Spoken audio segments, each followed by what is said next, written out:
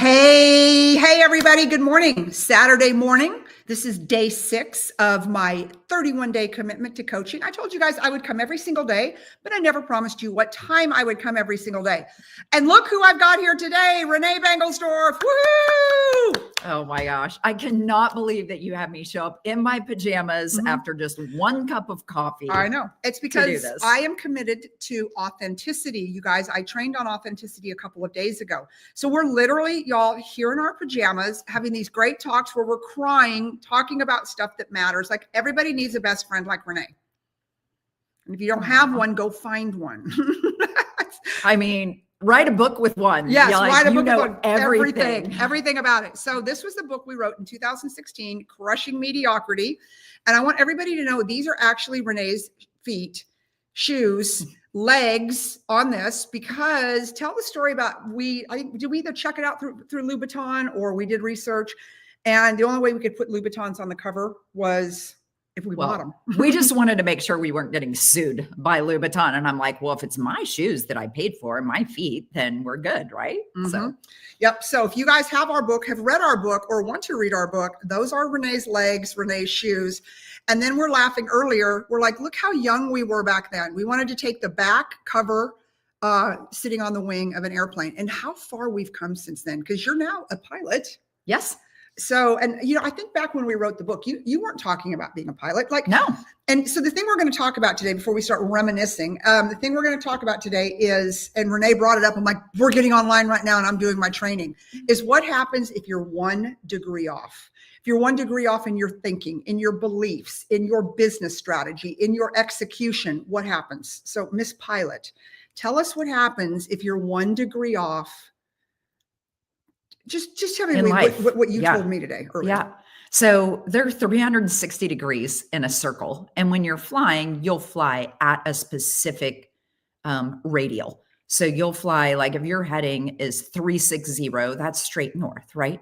But if you're going from the East Coast, Washington, D.C., to the West Coast, San Francisco, and you are 1 degree off when you take off, which is not very much, you end up 42 miles off course when you land. So if you get distracted just a little bit and you don't come back to your true north, and you don't correct your heading on a regular basis, you're not checking in and correcting and making sure that you're exactly on the right course, then you can end up in Santa Cruz instead of San Francisco.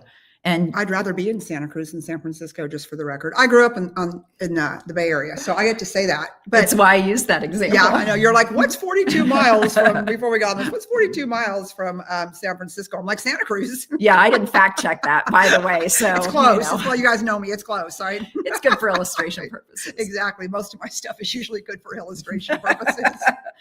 Not always fact checked all the way, but yeah, we know the deal. So how does that equate to life and business from your perspective?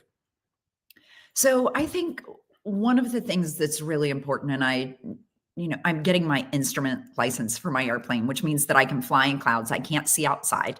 I'm just looking at the screens in front of me and knowing that I'm on track, that I'm at the correct altitude. And so I have to really trust my instruments. And so one of the important things that I talk about, and we've talked about this before in business, is you have to have some check-ins.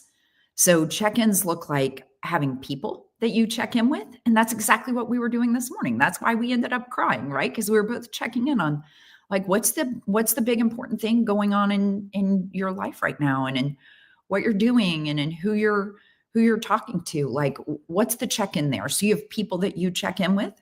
Like when I'm flying, that's air traffic control. Like they'll tell me if I'm off track, right? Just like you'll tell me if I'm off track, and I'll tell you if you're off track. And then your instruments will tell you. So, that might look like financial statements. That might look like, if you're a believer, that might look like you're checking your truth against the Bible's truth, right? That's our true north, right? I don't have wavering truth. Like, my truth isn't what I believe. My truth is what God says. And so, I check in on that. Like, does what I'm thinking right now line up with what the Bible says? And, I got to be honest with myself about that sometimes. And, we talked about that this morning. Sometimes that's painful. Very painful. And sometimes I have to make a course correction in my life and in my flying. Like winds can blow you off course. You can get distracted and be a little bit off course. Your autopilot might not be working correctly. Like you've got to check in and make sure that the things that you're doing are taking you where you want to go. But what's crazy, like the 1 degree, like the 1 degree, the minor shift in your thinking, your beliefs, your business plan, your strategy. If you go off 1 degree, you end up in Santa Cruz. You're not in San Francisco. You're in Santa Cruz. And then what does that do to your business? What does that do to your life? I have been off 10 degrees in my life before. I've been off 100 degrees in my life before, and it's mayhem. It's absolute mayhem. But I've never taken it down to the point where you said it to me today. And I'm like, we're getting on live right now. This is going to be my training. Is the 1 degree. And we all get off 1 degree. Of course we do. That's why. So how do you go back? Let me ask you this. If you're in the air and you're off 1 degree and you're like, ugh. First of all, if you're in the air, how do you know you're off 1 degree? Do you know? Yeah. I have an instrument that will tell me. Okay. So it's a heading indicator. Okay. So let's say, so is it possible to get off 1 degree then if you're following your instrument? Mm-hmm. So what do you do to course correct? What would you tell people to do to course correct today? I make a little turn. Okay. Like all I have to do, like I'll use my rudder pedal and make a little turn. I'll use my ailerons and make a little turn and I'll correct. And sometimes it's the wind, like I'm making a wind correction, right? To correct 1 degree or 5 degrees because the wind at altitude is coming from a different direction. Okay. So the winds of change in political environments or economic environments or our family, right, can blow us a little bit off course and we just pay attention and we talk to everybody about your wind of change in 2025. Now, guys, understand, like there's nothing I ever go into in life that I don't try to pull Renee in with me. Just know that. She's like, I have pulled her into so much stuff that you've gotten me in some trouble. I've got her into some trouble. But when I got into real estate, like the second day, I was like, you have to go into real estate with me. She's like, I'm not feeling it. I'm just not feeling it. I'm like, you have to go into real estate with me. I sell jets. Why would I want to sell houses? Yes, because it's like houses are for peasants. I sell jets. I think she probably, used those words at one point. And you still sell jets. I do. Yes. And now you have carved out this niche because like sometimes guys, like, if this is my team and you're watching this, sometimes you just have to stay on people, right? When you have Renee's Rolodex, I'm like, all those people who have jets don't live in them. Okay. They have to have a house to live in. So finally, I talked you into getting your real estate license after 4 years or 4.5 years. Yes. So what does that look like for you now? And how did you incorporate that into your jet business? So, this is, Lisa can talk me into anything. Lisa can talk me into anything. Be careful what she talks you into.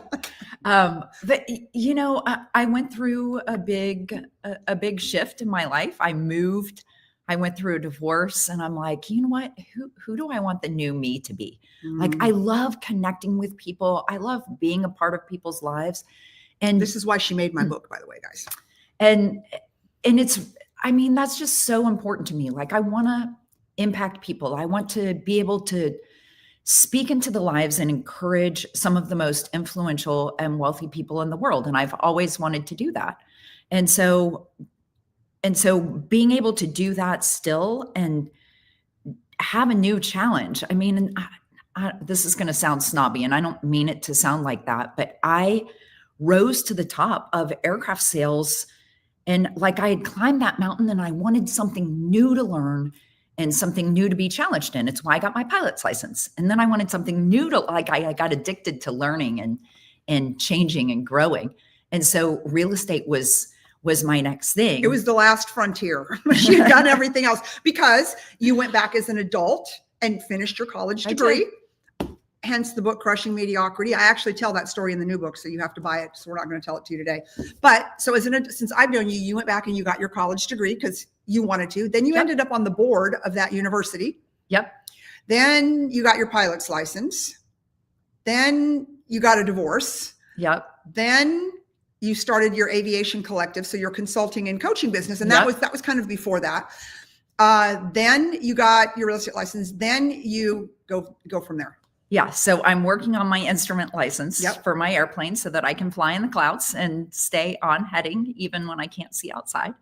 And now I am doing aviation real estate. So hangars, hangar homes. I have a listing appointment this week and I'm like, okay, when can I do the listing appointment? And I'm checking the weather, like where I live and where this listing is, which is a couple of 100 miles away. And I'm like, okay, I can do the listing appointment on Thursday because weather's good where I live, weather's good where he lives. So she can fly in. Guys. And I can fly in and do my listing appointment. And so it's incorporating all the things that I'm doing. So, and this is a course correction for me because Lisa challenged me with, okay, what's the new Renee?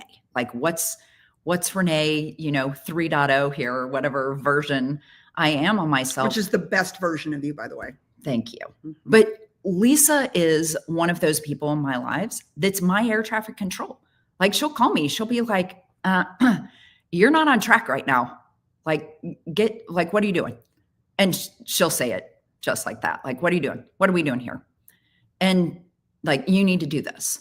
And that exact same thing that air traffic control does. So air traffic control will be like, can you turn 10 degrees left? So air traffic control is that? I have no idea.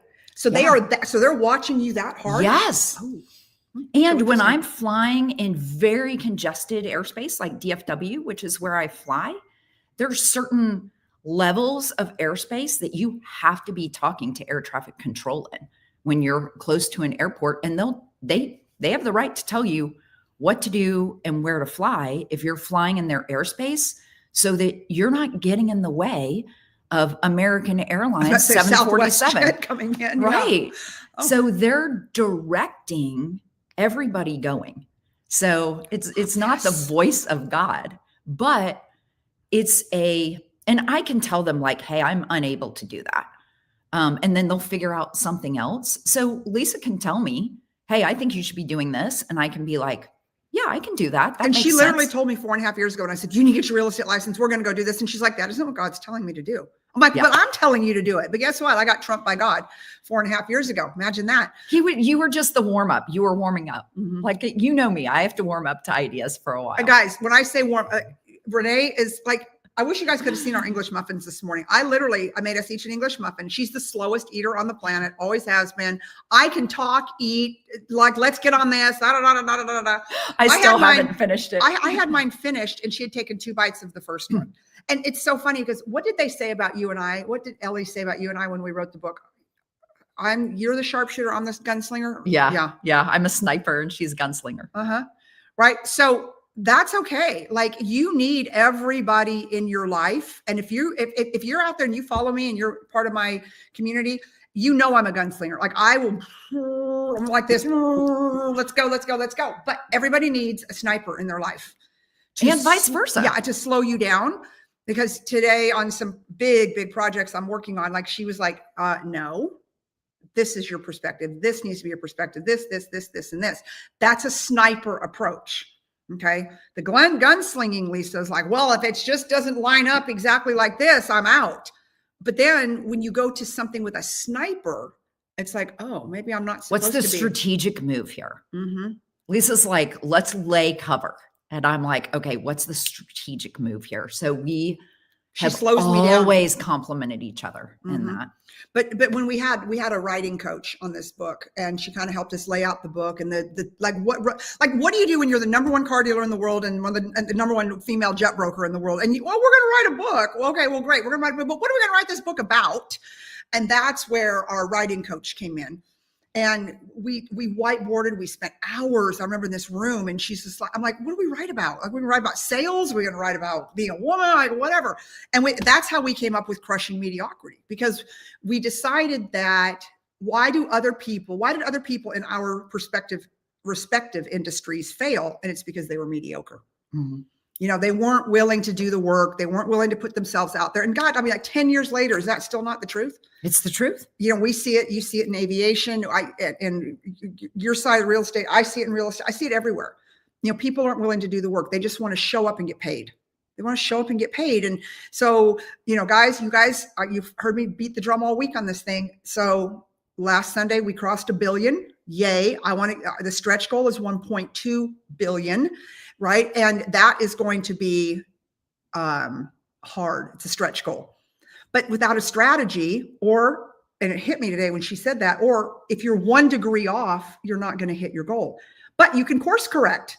So I'm here as your air traffic control operator to tell you that you can course correct anytime during that flight between, was it Texas and California or New York? DC and California. Okay, you can course correct at any time, and that doesn't mean you failed. Right. It just means you're shifting 1 degree here, 1 degree there. And so you got to look at your business strategy. You've got to look at what you're doing. And if you feel like you're failing or you feel like you're off course, no, it could just be a 1 degree shift. Yeah. And that's the great thing about having good friends, having peer mentors, having actual mentors, is that, your strengths complement each other, and you can ask someone who's going in the direction that you want to be going and maybe is a little bit ahead of you. Okay. If looking back, how would you course correct? And so it's a lot easier to course correct when you're 1 degree off or 10 degrees off than when you're 120 degrees off, right? So what would you tell somebody right now who's watching this and they're like, I am so off course, whether it's in life or in business or in their faith or whatever. And they're like, okay, ladies, I'm 122. I mean, do I give up? Do I crash the plane? What do I do to get back on course? Yeah. So you have to do this when you're getting your pilot's license, you have to do lost procedures. So we did not rehearse this. It's so good. I'll be what's called under the hood. Like basically I'm blindfolded from here up so I can only see my instruments. And the pilot examiner will take the controls of the airplane, get me off my heading, get me off my altitude, get my plane pointed nose down or nose up. And then I take off the goggles and I have to get myself back on track. And there's a formula for that we memorize so that when it happens to you, you automatically go into this flow. And it's called aviate, navigate, communicate. And so when you aviate, you're looking at what's true. And this is what you do in life. Like, what's true? What do I know? You write your plane. So like, I'm going to get my plane back straight and level. And then I'm going to figure out which direction I need to go. And I'm going to be going in that direction. Because if you're nose up in an airplane and you have full power, like eventually, like your airplane's going to go because it's not going to be aerodynamic anymore. Or if you're nose down, you're picking up speed and you're headed really fast toward the ground. You've got to write the plane. So write the plane, get clear on what the truth is. What do I know to be true? I have sales skills. I have contacts in aviation. I have friends who will help mentor me. Lisa signed me up for EXP and I immediately jumped into luxury because I knew that was the right decision for me. I've done luxury sales for a while. So what do I know is true? And then the next thing you do is navigate. Okay, I'm a little bit off course. What do I need to do to course correct here? And we strategized about some business decisions that I need to make this morning. She helped me know like, hey, you're 10 degrees off here. Like you need to do this in the meantime or fly this direction for a while to make up for this wind blowing me off course. And then the next thing you do is communicate. So you aviate, you get clear on the truth, you navigate, you figure out which direction you need to be going, and then you communicate. Then I'm telling air traffic control, hey, I got a little off course here, I'm flying this direction, and they'll communicate back with you. But you've got to right the ship first. Get clear on what the truth is. Then figure out which direction you want to be going. Then communicate. You're communicating like I'm communicating with Lisa. I'm communicating with my mentor in Fort Worth. I'm communicating with my aviation real estate mentor in Florida, and we're course correcting me a little bit. We're communicating. We're all coming together for a plan. So that's what I would do if I was a little bit off course. It's so valuable guys. It's so valuable. And I hope that, we're kind of at the end of this now. I told you guys 15, 20 minutes. I always go over, but I hope that was helpful for you today, because we're coming to the end of the year. I told y'all I don't believe in New Year's resolutions. And I've said course correct. Like, I don't need to wait till January 1 if I know something I'm doing is not right. I need to fix it right now. Yeah. Just like you do in an airplane. If you're flying like Renee and you don't course correct immediately, you're going to crash. But I feel like that in life and in business too. If you know something's not right, you can't wait. You've got to immediately. And I love what you said, and this is true, and I'll leave with this, is that you know what's right. Whether it's a life decision you're making, whether it's a business decision you're making, whatever it is. In your core, you know what's right. You know what the right thing to do is. You just need to do it. And you need to trust yourself. And right might not always be popular. Right might not always be the world's view of something. Right might not always, just that. But fundamentally in your soul, what you need to do. And that's what I would tell you to do on course correction. That's what I would tell you to do if today you feel like even if you're just 1 degree off, to course correct. Thank you for coming on. I love you. And anyways, I will see you guys and gals again tomorrow. Bye, everybody.